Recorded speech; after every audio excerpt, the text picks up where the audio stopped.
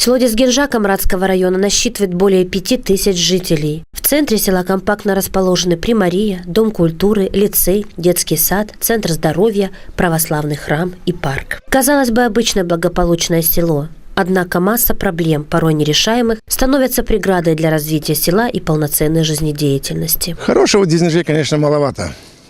Дизгинжа остается от трассы в сторонке, на севере Гагаузии. И сюда не сильно заглядывает начальство с исполкома. Очень мало культурных мероприятий в Дизгинже. С чем это связано? Не знаю. По-моему, от того, что далековато выборы. Сейчас выборы приблизятся. Мероприятия обязательно будут. Будут посещать Дизгинжу, обещать.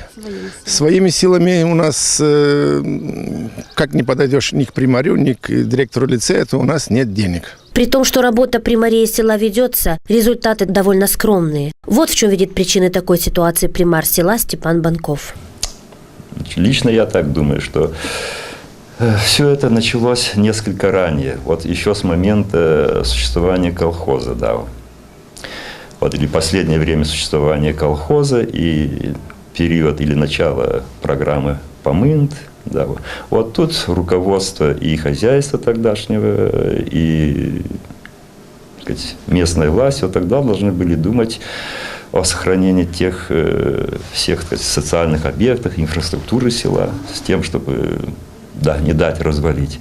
А у нас так, вот, знаете, вот мне так думается так, что во время войны такого не было, такого развала. Еще одной особенностью Дизгинжи является то, что в селе практически не осталось людей зрелого возраста. Все уехали в поисках заработков. На улицах можно встретить либо стариков, либо детей. Все братья умерли. Я остался одна. Вот сейчас тетя будет год. Не хватает. Кушать ничего. Все подорожили, и пенсия мало.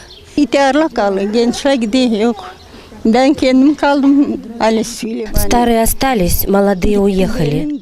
Я сама осталась. Уехали невестка с сыном, внуки тоже. Уехали зарабатывать деньги. Проблемы села остро необходимо решать, но решать их без помощи властей нереально.